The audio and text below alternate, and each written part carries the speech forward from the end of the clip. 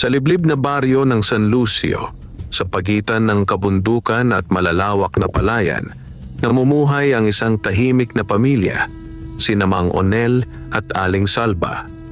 Ang kanilang munting kubo na yari sa kawayan at pawid ay nakatayo sa gilid ng isang masukal na damuhan, malapit sa sapa na nagsisilbing buhay ng kanilang taniman. Tuwing umaga, bago pa sumilip ang araw sa likod ng bundok, nagigising na si Mang Onel. Dahan-dahan siyang bumabangon mula sa banig upang hindi magising ang kanyang asawa. Sa bawat hakbang niya palabas ng kubo, dala niya ang pag-asang balang araw ay giginhawa rin ang kanilang buhay. Sa likod ng kanilang bahay ay may maliit na taniman ng gulay, kamatis, talong, sitaw, at higit sa lahat, ang tanim na tanglad na minana pa ni Mang Onel mula sa kanyang yumaong ama. Ang tanglad na iyon ay kakaiba. Hindi lamang ito ginagamit sa pagluluto o panggamot. May mga matatanda sa baryo na nagsasabing ang halamang iyon ay may basbas ng kalikasan. Ayon sa alamat, itinanim iyon ng isang ermitanyong dumaan sa San Lucio. Maraming dekada na ang nakalilipas. Binigyan daw niya ng binhi ang lolo ni Mang Onel kapalit ng tulong at pagkain. Mula noon, hindi kailanman nalanta ang tanim na iyon. Kahit tagtuyot, nananatiling luntian. Kahit baha, hindi natatangay. At tuwing may sakit ang pamilya, sapat ng pakuluan ang dahon nito upang gumaling ang katawan. Si Aling Salva naman ay gumigising kapag sumikat na ang araw. Siya ang nag-aasikaso ng almusal. Madalas ay kanin at tuyo lamang, kung minsan ay sinabawan ng tanglad upang maging mainit sa tiyan. Sa kabila ng kahirapan, payapa ang kanilang buhay. Ngunit hindi lahat sa San Lucio ay masaya sa kanilang katahimikan. Sa kabilang dulo ng baryo nakatira ang pamilya ni Gardo, isang malayong kamag-anak ni Mang Onel. Mula pagkabata ay may inggit na sa puso si Gardo. Palagi niyang ikinukumpara ang sarili sa pinsan. Kapag may ani si Mang Onel, kaunti man o marami, laging may napapala. Samantalang siya, kahit anong pagsisikap, tila laging malas. Unti-unti, ang inggit ay naging galit. At ang galit ay naging kadiliman. Hindi alam ng marami sa baryo na si Gardo ay natuto ng itim na sining mula sa isang matandang mambabarang sa karatig lugar. Sa lihim, tinuruan siyang gumawa ng kulam, sumpa at panununog gamit ang espiritu ng hangin at apoy. Ginamit niya iyon hindi para sa proteksyon, kundi para sa paghihiganti. Isang umaga, habang nagdidilig si Mang Onel sa kanyang taniman, napansin niyang may kakaibang lamig sa hangin. Kahit tirik ang araw, nanlalamig ang kanyang balat. Tumigil siya sa pagdidilig. Tahimik ang paligid. Walang huni ng ibon. Walang huni ng kuliglig. Tanging ang pagaspas ng dahon ng tanglad ang maririnig. Lumapit siya sa mga halaman at napansin niyang tila nangingitim ang ilang dahon ng kamatis. Ang talong ay may maliliit na sugat na parang sinunog. "Bakit ganito?" bulong niya. Kinapa niya ang lupa. Malamig. Hindi normal. Nang hapong iyon, nagluto si Aling Salva ng sabaw na may tanglad. Napansin niyang mapait ang lasa, hindi gaya ng dati. "Nag-iba ang lasa," sabi niya habang nakasimangot. "Kakaiba nga," tugon ni Mang Onel. Sa gabing iyon, hindi sila makatulog. May naririnig silang mga yabag sa labas. May mga aninong dumadaan sa bintana. At sa bawat pagaspas ng hangin, parang may kasamang bulong. Sa inyo ang sumpa. Napabalikwas si Aling Salba. Narinig mo ba yon? Tanong niya. Oo, sagot ni Mang Onel, nanginginig ang boses. Kinabukasan, mas lumala ang sitwasyon. Ang kanilang mga tanim ay unti-unting nalalanta. Ang mga dahon ay nagiging abo. Ang lupa ay nagbibitak-bitak kahit may patubig. May mga kapitbahay na nagsimulang magbulungan. Parang may kulam. May gumagawa ng masama. May mambabarang sa baryo. Ngunit walang nagsasalita ng direkta. Takot ang lahat. Isang hapon, habang naglalaba si Aling Salba sa sapa, nilapitan siya ng matandang si Aling Lusing. Salba, mahina nitong sabi.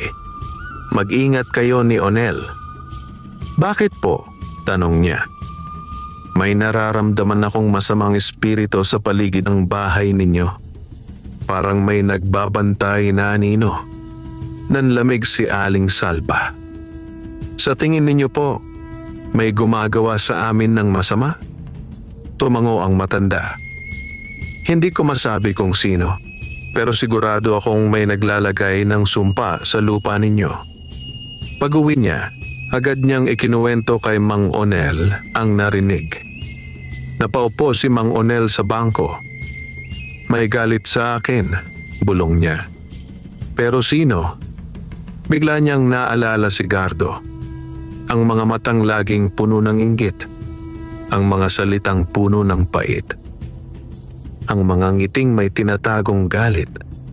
Kinagabihan, lumapit si Mang Onel sa taniman ng tanglad.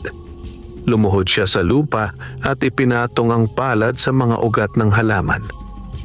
Kung may kapangyarihan ka, bulong niya, tulungan mo kami. Biglang umihip ang hangin. Uminit ang paligid at ang mga dahon ng tanglad ay kumislap sa liwanag ng buwan. Parang may bumubulong mula sa lupa. Darating ang dilim, ngunit may liwanag na lalaban. Napaatras si Mang Onel. Hindi niya alam kung panaginip iyon o realidad. Ngunit sa sandaling iyon, naramdaman niyang ang kanilang buhay ay papasok na sa isang digmaan. Hindi laban sa tao, kundi laban sa kadilimang nagmumula sa sariling dugo at inggit. At sa gitna ng katahimikan ng San Lucio, unti-unting bumubuo ang isang sumpang kayang sumunog ng baryo at magwasak ng pamilya. Hindi pa nila alam, ngunit ang mahiwagang tanglad ang magiging susi sa kanilang kaligtasan. At ang unang senyales ng digmaan ay nagsisimula pa lamang. Sumapit ang gabi sa San Lucio na may dalang mabigat na katahimikan. Ang buwan ay natakpan ng may itim na ulap at ang mga bituin ay tila naglaho sa kalangitan. Sa bawat bahay, maagang nagsara ang mga bintana. Walang gustong manatili sa labas kapag ganito ang hangin. Malamig, mabigat at parang may dalang masamang balita. Sa kubo ni Mang Onel at Aling Salba, kapwa sila nakaupo sa gilid ng hapag, tahimik na kumakain ng kaunting kanin at nilagang gulay. Walang nagsasalita. Pareho nilang iniisip ang nangyari sa taniman at ang mga bulong na naririnig tuwing gabi. Paminsan-minsan, napapatingin si Aling Salba sa pintuan. Parang may nagmamasid. Onel, mahina niyang sambit.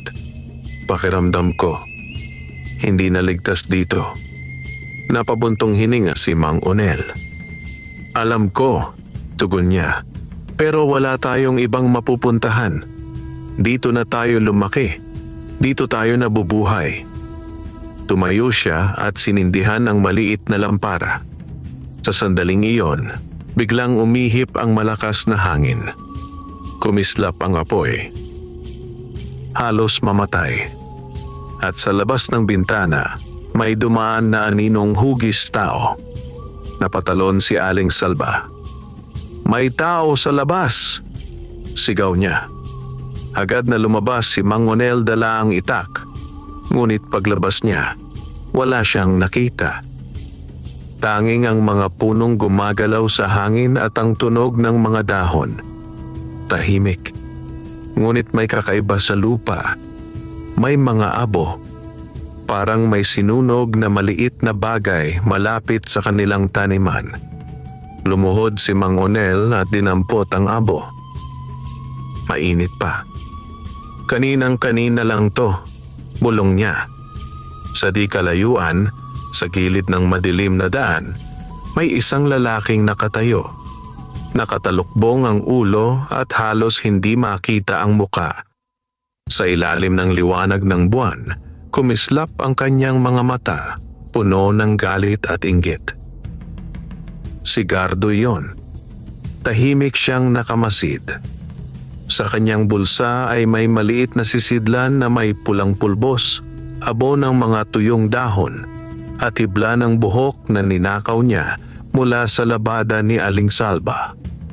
Mahina siyang bumigkas. "Hindi kayo dapat magtagumpay. Sa akin ang swerte.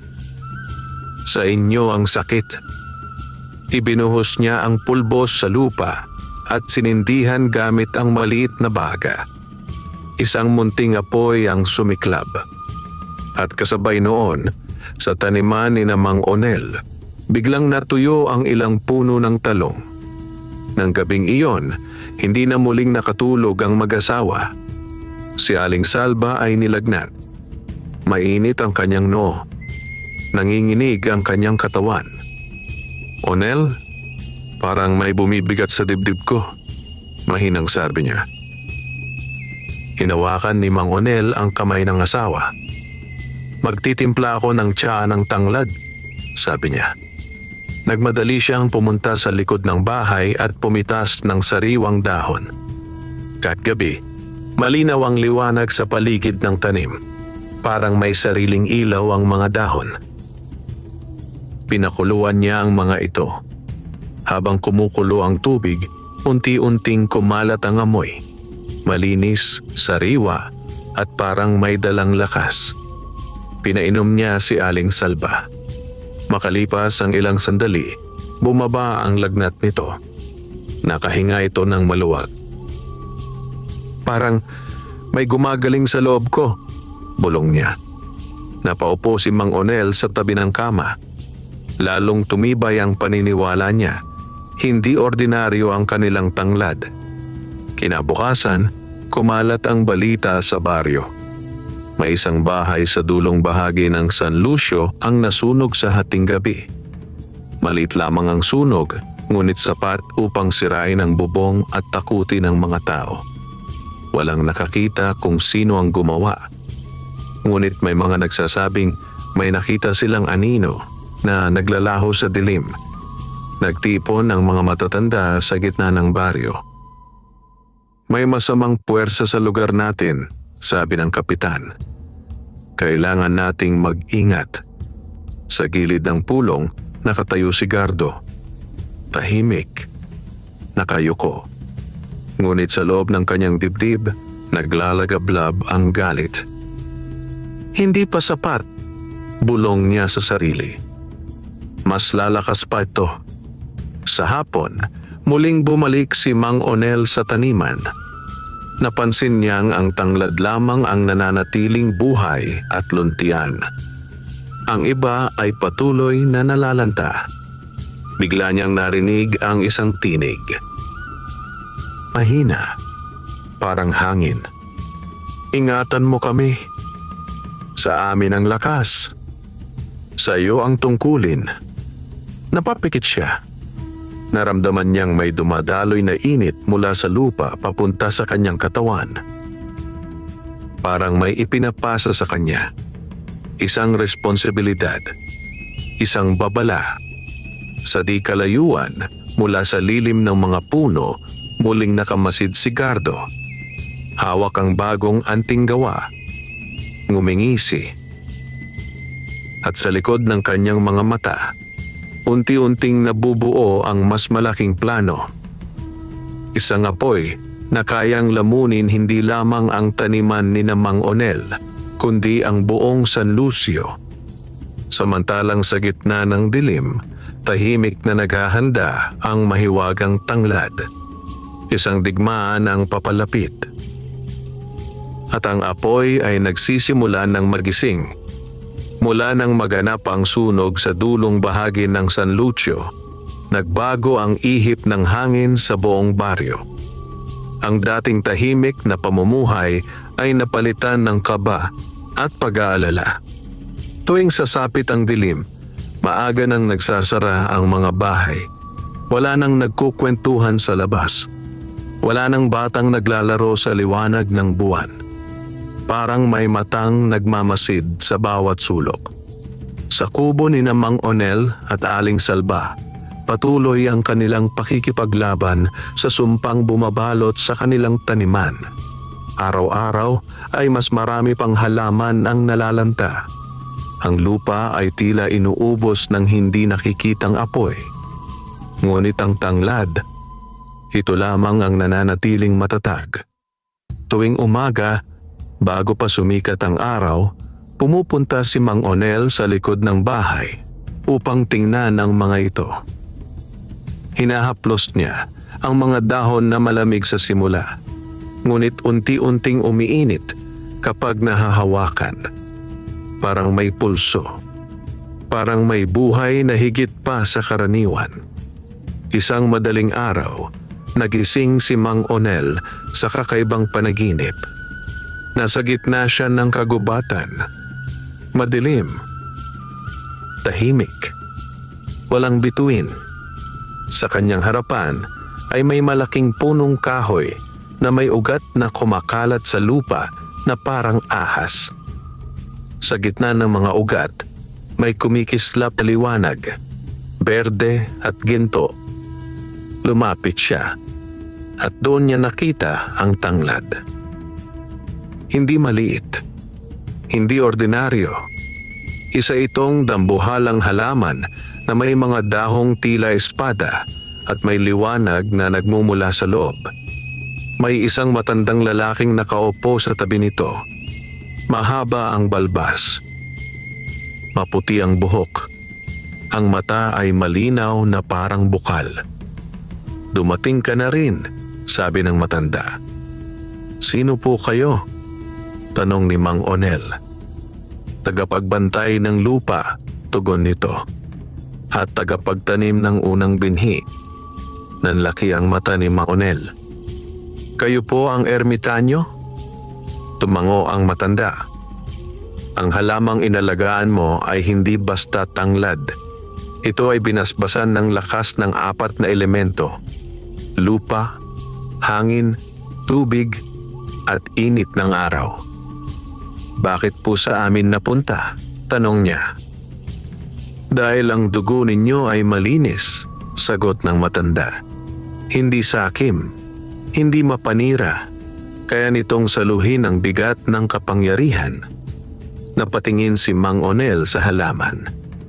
"Pero may umaatake sa amin," sabi niya. "May gustong sirain ang lupa namin." "Alam ko," tugon ng matanda. "Ang ugat ng galit ay nagmumula sa sariling kamag-anak." Nabigla si Mang Onel. "Si Gardo?" mahina niyang sabi. Hindi sumagot ang matanda. Ngunit tumango ang hangin. "Hindi pa huli ang lahat," sabi nito. "Ngunit kailangan mong matutong makinig sa mga ugat." "Paano po?" tanong niya. Lumuhod ang matanda at ipinatong ang kamay sa lupa. "Sa gabi ng kabilugan ng buwan, ilagay mo ang iyong palad sa lupa. Huwag kang magsalita. Huwag kang matakot. Makinig ka." Unti-unting naglaho ang paligid at nagising si Mang Onel na pawis. Hingalin, nanginginig. Sumisilip pa lamang ang araw. Agad siyang bumangon at lumabas. Tahimik ang paligid. Ngunit sa likod ng bahay, may kakaibang liwanag ang taniman ng tanglad. Parang may hamog na kumikislap. Lumuhod siya. Ipinatong ang palad sa lupa. Sa sandaling iyon, may dumaloy na init sa kanyang katawan. May mga larawang pumasok sa kanyang isipan. Si Gardo, nakaluhod sa madilim na silid. May mga kandilang itim. May mga bungo ng hayop. May mga papel na may nakasulat na pangalan nila. May dugo sa gitna. Napahiyaw si Mang Onel. Agad niyang inalis ang kamay. Napasandal siya sa lupa, hinihingal. Totoo, bulong niya. Siya nga. Sa loob ng bahay, nagising si Aling Salva. Nakaramdam siya ng biglaang kirot sa dibdib. Parang may humigop ng kanyang lakas. Lumabas siya at nakita si Mang Onel na nakaupo sa lupa. Anong nangyari? Tanong niya. Ikinuwento ni Mang Onel ang panaginip at ang nakita. Napaluha si Aling Salva. Bakit siya gagawa ng ganyan sa atin? Sabi niya. Dahil sa inggit, sagot ni Mang Onel. At dahil hindi niya matanggap na masaya tayo kahit mahirap. Mula noon, mas naging maingat sila. Tuwing gabi, nagsisindi sila ng kandila sa tabi ng taniman. Nagdarasal. Humihingi ng gabay sa may kapal at sa kalikasan. Samantala, sa bahay ni Gardo, lalong lumalalim ang kanyang galit. Napansin niyang hindi pa rin tuluyang nasisira ang pamilya ni Mang Onel. May pumoprotekta sa kanila, bulong niya. Pinuksan niya ang lumang kahon na iniwan ng kanyang guro sa kulam. Sa loob nito ay may isang itim na tela na may bordang pulang simbolo. Isang sumpang apoy. Isang ritual na kayang sunugin ng buong baryo. Ngumisi siya. Kahit ang lupa ninyo, sabi niya sa hangin, susunugin ko. Habang sa taniman, tahimik na kumikislap ang mga ugat ng tanglad sa ilalim ng lupa. Naghahanda, naghihintay. At sa pagitan ng liwanag at dilim, nagsisimula ng magtagpo ang dalawang kapalaran. Tumating ang gabi na tila mas mabigat kaysa sa mga nauna. Ang hangin sa San Lucio ay hindi na malamig, kundi mainit at masikip, parang hinihigop ang hininga ng bawat nilalang. Ang mga ulap ay mababa, halos dumadampi sa bubong ng mga bahay, at ang buwan ay natatakpan ng mapulang liwanag. Sa kubo ni Mang Onel at Aling Salva, kapwa sila gising kahit hating gabi na. Naupo sila sa banig, magkaharap, hawak ang kamay ng isa't isa. Ngayong gabi ang kabilugan ng buwan.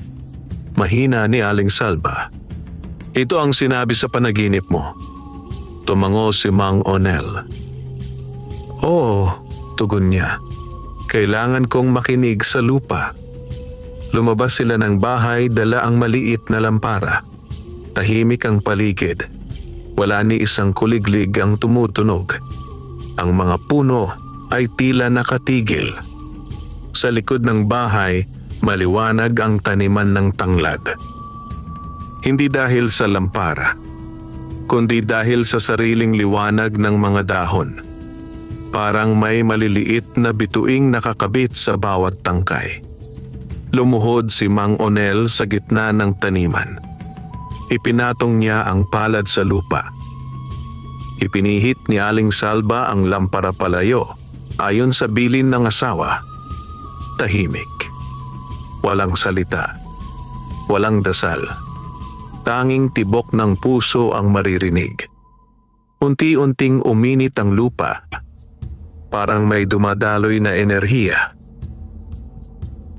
Mula sa mga ugat may mga tinig na umangat. Mahina sa una. Parang bulong ng hangin. Tagapag-ingat. Tagapag-alaga. Huwag kang matakot. Pumikit si Mang Onel. Hinayaan niyang pumasok ang mga tinig sa kanyang isipan. Biglang nagbago ang paligid. Nakita niya ang baryo ng San Lucio noong unang panahon. Malinis ang ilog, makapal ang gubat, sagana ang ani. May mga taong nagkakaisa, nagtutulungan, walang inggitan. Sa gitna ng baryo, may isang matandang ermitanyo na nagtatanim ng tanglad. Nagdarasal, nag-aalay ng tubig, nagbibigay buhay sa lupa. Hanggat may taong magmamahal sa lupa, wika ng tinig, mananatili ang basbas. Nagbago ang tanawin. Nakita niya si Gardo, mag-isa, umiiyak. Batang-bata pa, pinapagalitan ng ama, pinapabayaan. Lumaki sa galit at pangungulila. Unti-unting naging inggit. Unti-unting naging puot. Nakita rin niya ang sandaling natuto itong mangkulam. Ang mga salitang binigkas. Ang mga sumpang inukit sa puso. May pagpipilian pa siya, sabi ng tinig. Ngunit ang oras ay kumakaunti. Biglang may malakas na hampas ng hangin. Napahinto si Mang Onel. Nawala ang mga larawan. Hinihingal siyang napaatras. Lumapit agad si Aling Salba. "Ayos ka lang?" tanong niya. "Oo, pero may nakita ako," sagot niya. Ikinuwento niya ang lahat. Tahimik na nakinig si Aling Salba. "Kung ganoon," sabi niya, "hindi lang tayo lalaban. Kailangan din nating iligtas siya." Napatingin si Mang Onel sa asawa. "Kung maaari pa," tugon niya. "Ayokong magkasala ang dugo natin." Ngunit sa sandaling iyon, may umalingaw-ngaw na sigaw mula sa kabilang dulo ng baryo. "Sunog! May sunog!" Nagkagulo ang San Lucio. Naglabasan ng mga tao. May isang kubo ang nilamon ng apoy. Mabilis itong kumalat dahil sa tuyong hangin. Sa gilid ng naglalagablab na bahay, may isang aninong nakatayo. Hawak ang itim na tela. Nagbubulong. Sigardo. Habang nasusunog ang bubong, tumaas ang apoy na parang may sariling buhay. Ngunit sa gitna ng kaguluhan, may kakaibang nangyari. Mula sa taniman ni Mang Onel, may malakas na bugso ng hangin na umihip. Kasabay nito, kumalat ang amoy ng tanglad sa buong paligid. Ang apoy ay biglang humina, parang sinakal. Unti-unting namatay. Napahinto ang mga tao. Nagkatinginan. "Anong nangyari?" bulong ng ilan. Si Mang Onel ay nakatayo. Hawak ang tanglad na pinitas niya kanina. Hindi niya alam kung paano. Ngunit naramdaman niya na tumugon ang lupa. Sa malayo na paatras si Gardo. Nanlaki ang mata. "Hindi pa tapos," bulong niya. "Mas malakas pa ang ihahanda ko." Habang sa ilalim ng buwan, nagsimulang maunawaan ni Mang Onel at Aling Salba na hindi na sila basta magsasaka. Sila na ngayon ang tagapamagitan ng lupa at tao. At ang mga bulong ng gabi ay nagsilbing simula ng kanilang tunay na laban. Mula nang mapigil ang sunog sa tulong ng mahiwagang tanglad, lalong nabalot ng hiwaga ang pamilya ni Mang Onel at Aling Salba. Sa bawat sulok ng San Lucio, may mga matang nagmamasid at mga pusong nagtataka. May ilan na nagsimulang humanga. May ilan na natakot. At may ilan na lalong nag-inggit. Sa gitna ng baryo, nagtipon ng mga tao kinabukasan. Pinag-usapan nila ang nangyari, kung paanong biglang humina ang apoy na tila sinakal ng hangin. "Hindi yon normal," sabi ng isa. "May basbas ang pamilya ni Onel," wika ng matanda. Ngunit sa lilim ng punong mangga, nakatayo si Gardo. Tahimik. Ngumangiti. Ngunit sa loob-loob niya, naglalagablab ang galit. Hindi pa rin kayo nadadala, bulong niya.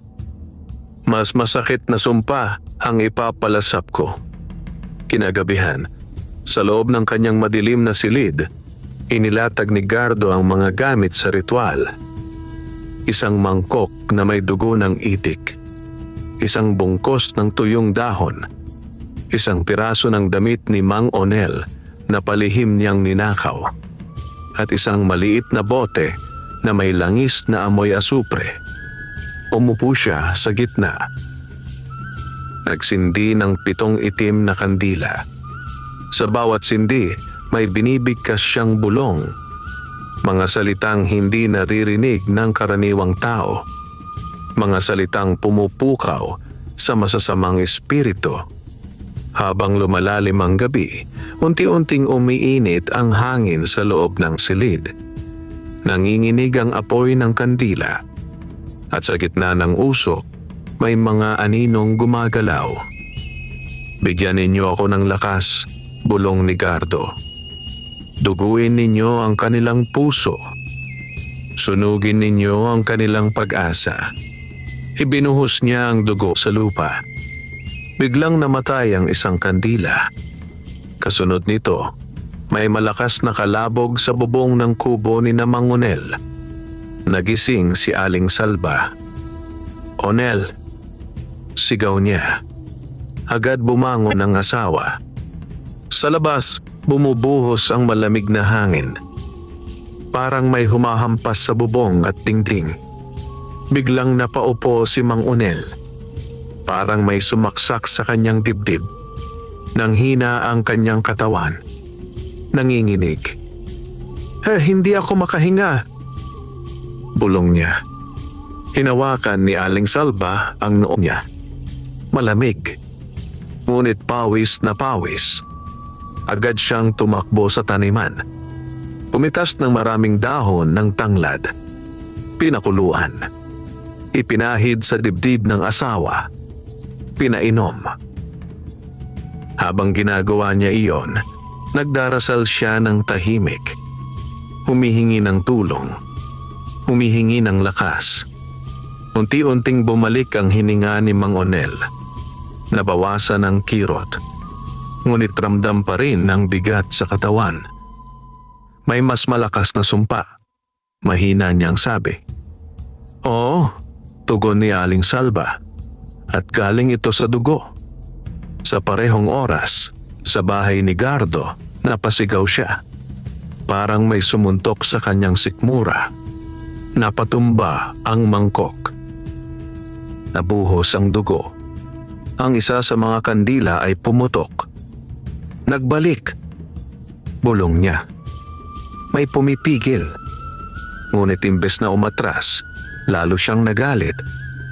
"Kung ganoon," sigaw niya, "iaalay ko ang sarili ko." Kinabukasan, nagkasakit ang maraming halaman sa baryo. Hindi lang kina Mang Onel, pati sa kapitbahay. Nanilaw ang palay. Natuyo ang mga punong kahoy. Parang may salot. Nagtipo ng mga tao. "May sumpa na sa buong baryo," sabi ng isa. "Hindi na ito biro," wika ng kapitan. Lumapit si Aling Salba sa asawa. "Kailangan na nating gumawa ng mas malaki," sabi niya. "Oo," tugon ni Mang Onel. "Hindi na sapat ang tanglad lang. Kailangan nating harapin ang pinagmulan." Sa gabing iyon, bumalik si Mang Onel sa taniman. Lumuhod. Ipinatong ang 2 kamay sa lupa. "Turuan mo ako," bulong niya. "Paano ko sila ipagtatanggol?" Muling umihip ang hangin. At sa pagitan ng mga dahon, may tinig na sumagot.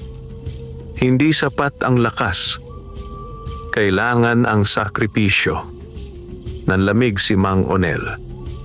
"Anong sakripisyo?" tanong niya. Ngunit hindi na sumagot ang lupa. Sa malayo, nakatanaw si Gardo sa liwanag mula sa kubo ni Mang Onel. Hawak ang kutsilyong ginamit sa ritual. Dumidilim ang kanyang mga mata. At sa pagitan ng dugo at apoy, unti-unting nawawala ang natitira niyang pagkatao. Pagkatapos ng gabi ng sumpang dugo, tila may mabigat na ulap na bumalot sa buong San Lucio. Kahit tirik ang araw, malamlam ang liwanag. Ang hangin ay hindi na sariwa, kundi amoy lupa at usok. Maraming nagkasakit. May mga batang nilagnat. May mga matatandang nanghina. Ang palayan ay patuloy na naninilaw. Ang dating masiglang baryo ay unti-unting namamatay. Sa kubo ni na Mang Onel at Aling Salva, tahimik silang magkatabi sa banig. Hindi pa rin lubos na nakakabawi ang lakas ni Mang Onel. Madalas siyang hingalin at paminsan-minsan ay sumasakit ang dibdib.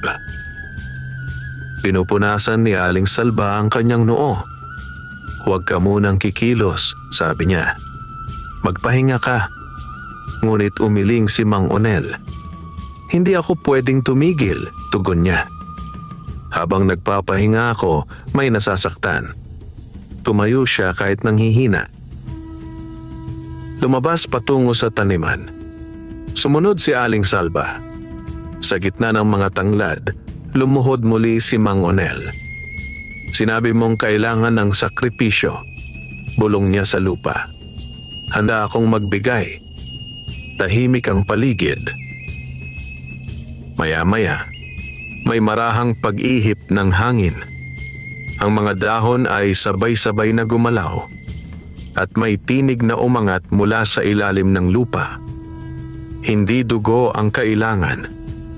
Hindi buhay ang kukunin. Ang kailangan ay alaala at katapatan. Napakunot ang noo ni Mang Onel. "Paano?" tanong niya. Unti-unting nagbago ang paligid. Sa kanyang isipan, nakita niya ang kanyang ama, nag-aararo sa bukid, pawis na pawis ngunit nakangiti. Nakita niya ang kanyang ina, nagluluto sa kubo, umaawit habang naghihiwa ng gulay. Nakita niya ang sarili niyang kabataan, nagtatanim ng tanglad kasama ang ama, natutong magmahal sa lupa. Ang ugat ay lumalakas sa alaala. Sabi ng tinig, "Kung ibibigay mo ang iyong pinakamatinding pagmamahal sa lupa, lalakas ang aming basbas." Naluha si Mang Onel. "Handa akong ibigay ang lahat ng alaala ko," sabi niya. "Kahit makalimot pa ako." Napahawak si Aling Salva sa kanyang balikat.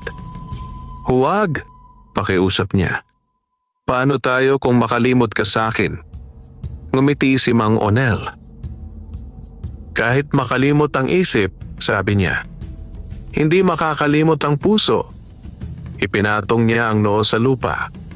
Ipinasok niya sa isip ang lahat ng alaala. Ang hirap, saya, gutom, tagumpay, pagmamahal. Pinakawalan niya ang mga ito. Biglang lumiwanag ang paligid. Parang sumiklab ang liwanag mula sa ilalim ng lupa. Ang mga ugat ng tanglad ay kumislap. Ang lupa ay uminit.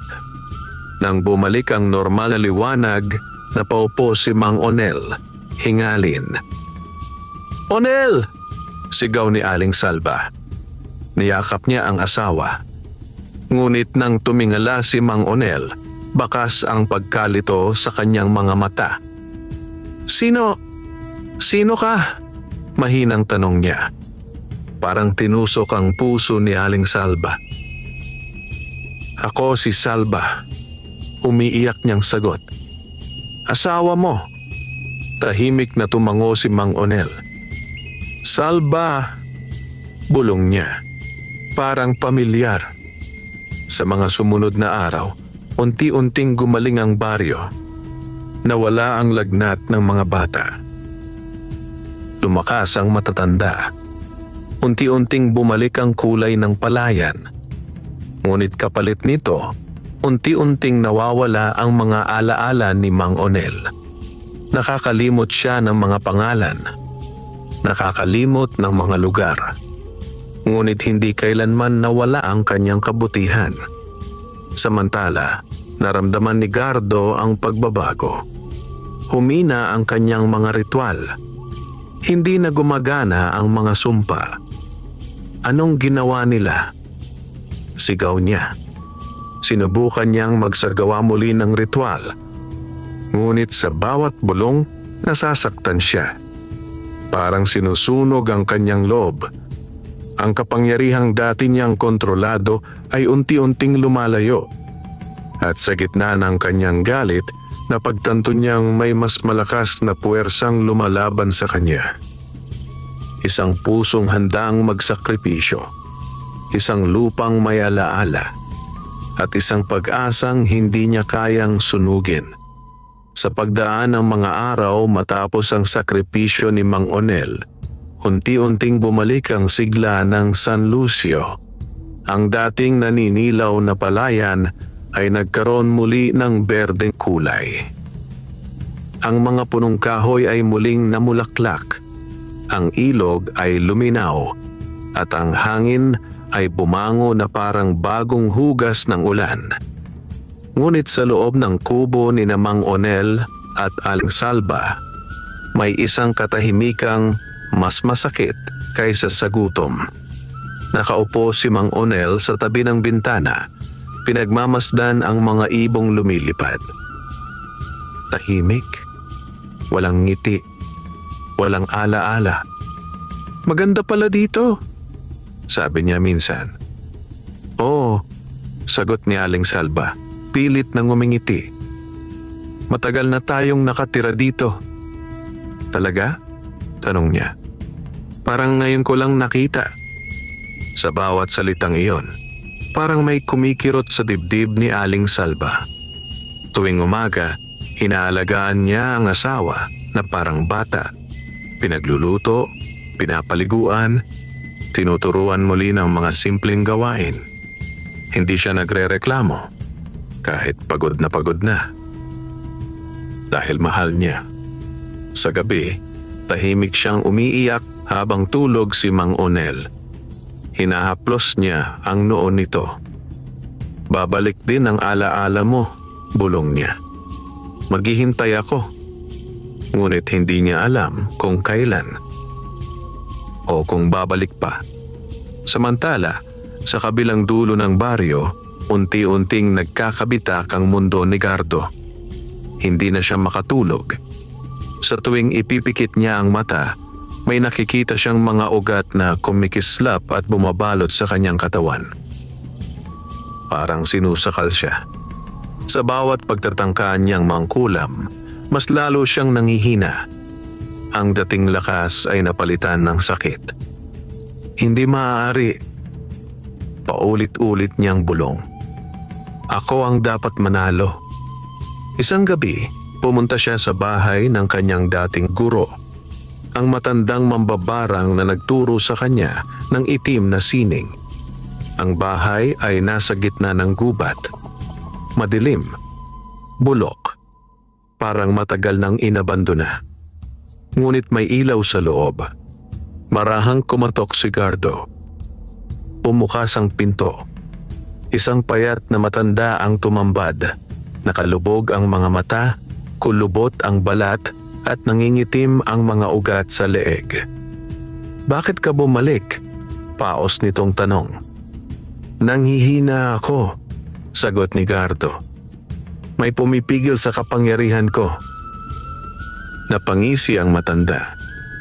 "Dahil humarap ka sa lupang may alaala," sabi nito, "at sa pusong marunong magsakripisyo." "May paraan pa ba?" tanong ni Gardo. Tumahimik ang matanda. Tinitigan siya. "Meron," sagot nito. "Ngunit kapalit ang kaluluwa mo." Hindi nagdalawang isip si Gardo. "Tatanggapin ko," sabi niya. Tumawa ang matanda. "Kung ganoon," tugon nito, "kailangan mo ng huling alay, ang dugong kapamilya." Nanlaki ang mata ni Gardo. "Kapamilya?" tanong niya.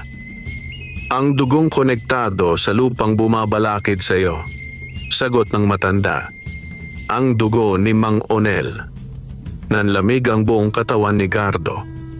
Ngunit sa halip na umatras, lalong tumigas ang kanyang puso. Kahit sino, bulong niya para manalo. Samantala, sa kubo ni na Mang Onel, may kakaibang pagbabago. Isang umaga, habang nagdidilig si Aling Salba, lumapit si Mang Onel sa taniman ng tanglad. Tumigil siya. Tinitigan ang mga dahon. Parang may pamilyar na pakiramdam. Hinawakan niya ang isang tangkay. Biglang may dumaloy na init sa kanyang palad. Napapikit siya. May larawang sumilip sa kanyang isipan. Isang batang lalaki, hawak ang kamay ng ama, nagtatanim sa ilalim ng araw. Napaatras siya. "Salba!" Sigaw niya. Tumakbo ang asawa. "Ano yon?" tanong niya. May naalala ako," sabi niya, hinihingal.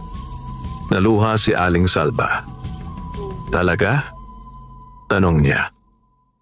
Tumango si Mang Onel. "Malabo pa," sabi niya. "Pero parang may bumabalik." Sa parehong sandali, sa gubat, sinimulan ni Gardo ang paghahanda sa huling ritual. Naghukay siya ng maliit na hukay. Inilatag ang itim na tela. Hinasa ang kutsilyo. Sa kanyang isip, iisa lamang ang malinaw. Wala nang atrasan. At sa pagitan ng muling pagsibol ng alaala at tuluyang pagkawasak ng kaluluwa, papalapit na ang sandali ng paghuhusga. Dumating ang gabing tila may dalang masamang hula. Ang kalangitan sa ibabaw ng San Lucio ay nabalot ng makakapal na ulap at ang hangin ay mabigat na parang may bitbit na panaghoy. Walang buwan, walang bituin, tanging dilim ang nagahari. Sa kubo ni Mang Onel at Aling Salba, tahimik silang naghahapunan. May kaunting kanin. May tinolang gulay na may tanglad. Habang kumakain, biglang huminto si Mang Onel. Napatitig siya sa mangkok. "Salba," mahinang sabi niya. "Oo," sagot ng asawa. "Parang dati na nating ginagawa to," wika niya. "Ganitong ganito." Napangiti si Aling Salba kahit naiiyak. "Oo," tugon niya. "Araw-araw." Tumango si Mang Onel. "Naalala ko," bulong niya. Kahit kaunti. Sa sandaling iyon, may malakas na kalabog sa labas. Parang may bumagsak na sanga. Napatingin sila sa pinto. Sumunod ang mahina, ngunit malinaw na tawag. "Onel," nanginig si Aling Salba. Parang boses ni Gardo, sabi niya. Tumayo si Mang Onel. "Papasukin ko," wika niya. "Hindi," mariing sagot ni Aling Salba. "May masama akong pakiramdam." Ngunit muli ang tawag. "Pinsan, tulungan mo ako." Binuksan ni Mang Onel ang pinto. Nakatayo si Gardo sa labas. Maputla. Pawis na pawis. Parang may sakit. "Anong kailangan mo?" tanong ni Mang Onel. "Sumasakit ang ulo ko," sagot ni Gardo. "Parang mamamatay na ako." Napatitig si Aling Salba sa kanyang mga mata. May kakaibang dilim, ngunit hindi niya mapatunayan. "Magpahinga ka muna," sabi niya. "May tsa kami." Tumango si Gardo, ngunit sa likod ng kanyang likod, mahigpit niyang hawak ang kutsilyo. Habang iniinom niya ang tsaa ng tanglad, Parang may apoy na dumaan sa kanyang lalamunan. Napangiwi siya. Ang init, bulong niya. Ngunit pilit niyang itinago ang sakit. Maya-maya, nagkunwari siyang nahilo. Pwede ba akong lumabas? Mahanginan lang? Tanong niya. Tumango si Mang Onel. Samahan kita, sabi niya. Lumabas sila sa likod ng bahay, papunta sa taniman. Tahimik ang paligid. Tanging pagaspas ng dahon ang maririnig. Pagdating nila sa gitna ng mga tanglad, biglang huminto si Gardo. Dahan-dahan niyang inilabas ang kutsilyo. Pasensya na, pinsan, bulong niya. Ito na lang ang paraan. Nanlaki ang mata ni Mang Onel. Gardo, bakit? Tanong niya. Ngunit hindi pa man siya nakakaatras, biglang umihip ang malakas na hangin. Kumislap ang mga dahon. Parang nagising. Sa lupa, may kumalat na liwanag. Napatigil si Gardo. Nakikita mo to? Bulong niya. Mula sa ilalim ng lupa, may mga ugat na umangat. Manipis, kumikislap, at parang buhay. Pumulupot ang ilan sa paa ni Gardo. Hindi! Sigaw niya. Sinubukan niyang kumawala. Ngunit lalo siyang sinakal. Sa loob ng bahay, nakaramdam si Aling Salva ng biglaang sakit sa dibdib. Tumakbo siya palabas. Naabutan niyang nakaluhod si Gardo, hawak pa rin ang kutsilyo, ngunit nanginginig. Si Mang Onel ay nakatayo, hawak ang isang bungkos ng tanglad. Bitawan mo na yan, sabi ni Mang Onel, matatag ang tinig. Hindi mo kailangang pumatay. Hindi mo alam ang dinaanan ko, sigaw ni Gardo. Lagi kayong maswerte, lagi akong talunan. Hindi kami perpekto, sagot ni Mang Onel. Naging mahirap din kami, pero hindi kami nanira. Unti-unting humina ang kapit ng mga ugat. Parang naghihintay ng desisyon. Lumuha si Gardo. Pagod na ako, bulong niya. Ngunit sa kanyang dibdib, may kumislot na itim na liwanag, ang huling sumpang itinanim ng guro. Bigla niyang inangat ang kutsilyo. Sa sandaling iyon, sumigaw si Aling Salva. Atin lang ang lupa, hindi sa galit. Ibinato niya ang hawak na tanglad. Tumama ito sa kamay ni Gardo. Nalaglag ang kutsilyo. Kasabay nito, may malakas na putok sa hangin. Parang nabasag ang isang anino. Napatumba si Gardo. Nawalan ng malay. Tahimik ang paligid. Unti-unting naglaho ang liwanag. Ang mga ugat ay bumalik sa lupa. Si Mang Onel ay napaluhod. Hinihingal. Hawak ang dibdib. Ngunit buhay. Ligtas. At sa gitna ng dilim, natapos ang huling ritual. Hindi sa dugo, kundi sa pagpili ng liwanag. Pagsapit ng madaling araw, unti-unting bumalik ang liwanag sa San Lucio. Ang makapal na ulap ay naghiwa-hiwalay at ang unang sinag ng araw ay dahan-dahang sumilip sa kabundukan. Kasabay nito, parang humupa rin ang bigat na matagal nang nakadagan sa baryo. Sa likod ng kubo ni Mang Onel at Aling Salva, nakahandusay pa rin si Gardo. Maputla. Payat. Parang ubos ang lakas. Nakatayo sa tabi niya si Mang Onel. Hawak ang balikat ni Aling Salva. Buhay pa siya, sabi ni Mang Onel. Mahinahon ng tinig. Tumango si Aling Salva. Dalhin natin sa loob, tugon niya. Kailangan niyang gumaling, kahit anong nagawa niya. Pinasan nila si Gardo papasok sa kubo. Ipinahiga sa banig. Pinunasan ng pawis. Pinainom ng tsaa ng tanglad.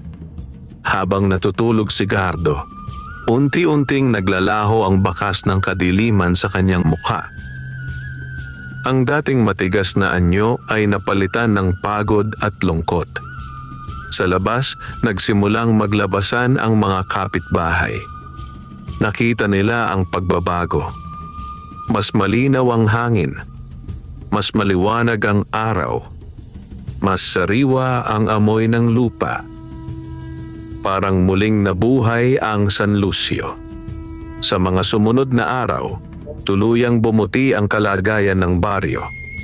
Ang mga palay ay muling tumubo. Ang mga punong kahoy ay namulaklak. Ang ilog ay bumalik sa dating linaw. Maging ang mga hayop ay tila mas masigla. Sa gitna ng lahat ng ito, unti-unti ring bumabalik ang alaala ni Mang Onel. Hindi biglaan. Paunti-unti. Isang umaga, habang nag-aayos siya ng taniman, napangiti siya. "Salba!" tawag niya. Lumapit ang asawa. "Naalala ko na," sabi niya. "Ano?" tanong niya. "Ang unang beses na nag-usap tayo," tugon ni Mang Onel. "Sa pista. Nahulog ang bilao mo." Napahawak si Aling Salba sa dibdib. "Naalala mo?" Umiiyak niyang sabi. Tumango si Mang Onel. "Oo," sagot niya. "At ang unang sayaw natin. At ang unang tanim ng tanglad na magkasama." Nagyakapan sila. Tahimik. Buong puso. Samantala, nagising si Gardo makalipas ang 3 araw. Nang imulat niya ang mga mata, ang unang nakita niya ay ang kisame ng kubo ni Mang Onel. Nanlaki ang mata niya. "Saan?" "Ako?" tanong niya. "Nasa bahay namin," sagot ni Aling Salba. "Ligtas ka na." Pumikit si Gardo. May mga alaala ang bumalik. Ang galit, ang ritual, ang kutsilyo, ang mga ugat.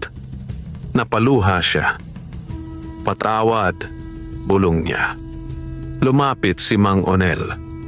Umupo sa tabi niya. "Tapos na," sabi niya. "Kung gusto mong magbago, may lugar ka pa dito." Napahagulgol si Gardo.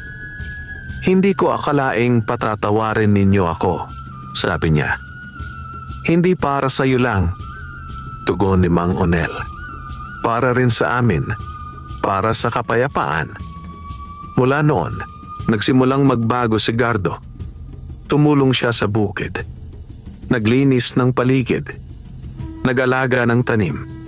Sa bawat patak ng pawis, parang hinuhugasan ang kanyang nakaraan. Isang hapon, nagtipon ang buong baryo. Nagpasalamat sila. Naghandog ng pagkain. Nagdasal. Hindi para sa isang tao lamang, kundi para sa lupang nagligtas sa kanila. Sa gitna ng kasiyahan, napatingin si Mang Onel sa taniman ng tanglad. Mas luntian ito kaysa dati. Mas mabango. Mas buhay. Parang masaya. At sa kanyang dibdib, alam niyang hindi pa tapos ang kwento. Ngunit ang sugat ay nagsisimula ng maghilom. At ang dilim ay unti-unting napapalitan ng liwanag. Tumating ang panahon ng anihan sa San Lucio na may dalang kakaibang sigla. Ang mga palayan ay kumikinang sa ilalim ng araw. Ang mga punong kahoy ay puno ng bunga.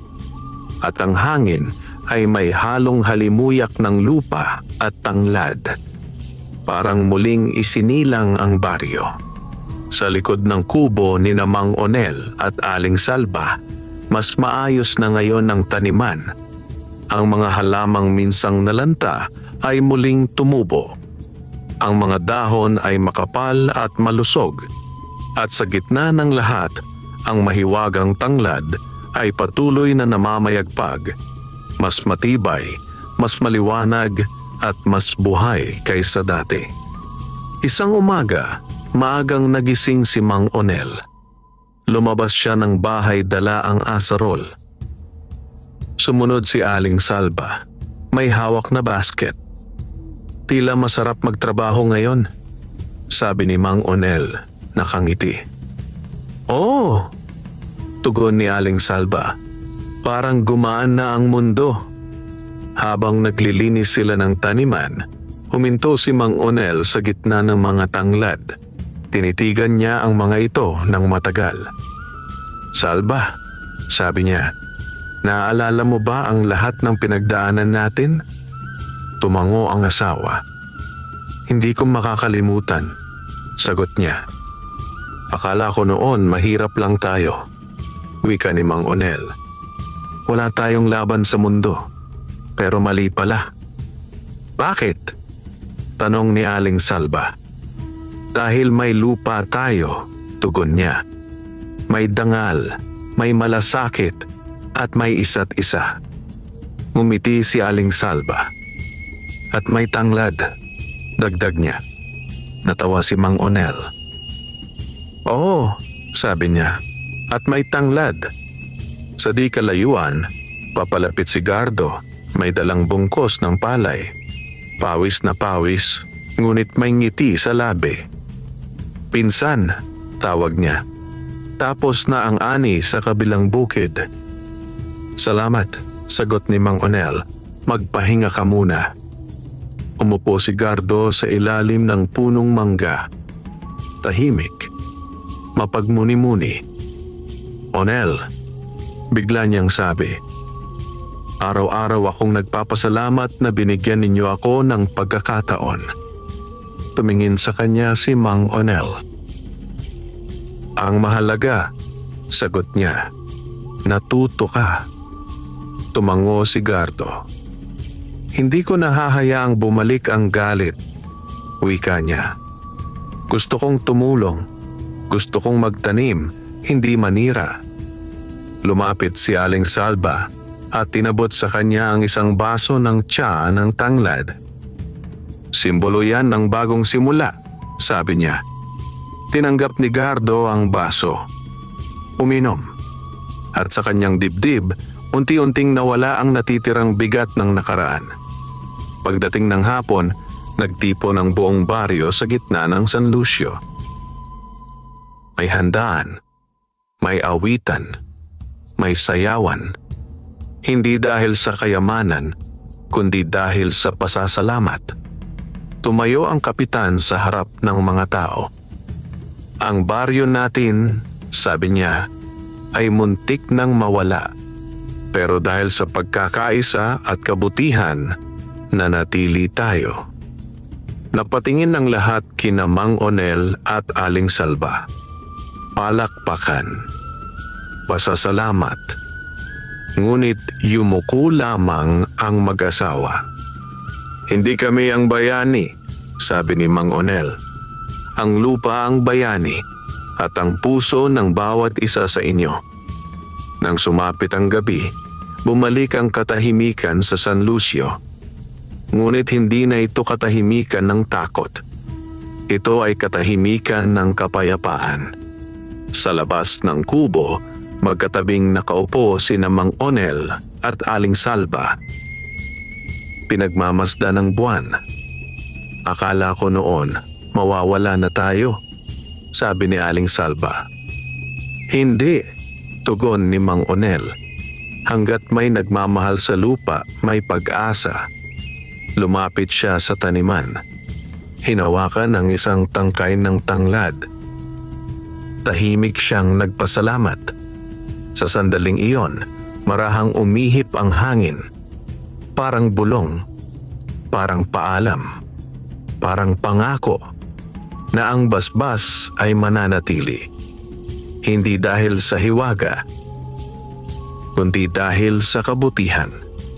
At sa baryo ng San Lucio, ang kwento ng mahiwagang tanglad ay naging alamat. Hindi ng kapangyarihan, kundi ng pagmamahal, sakripisyo at liwanag na kayang manaig sa kahit anong dilim. Wakas,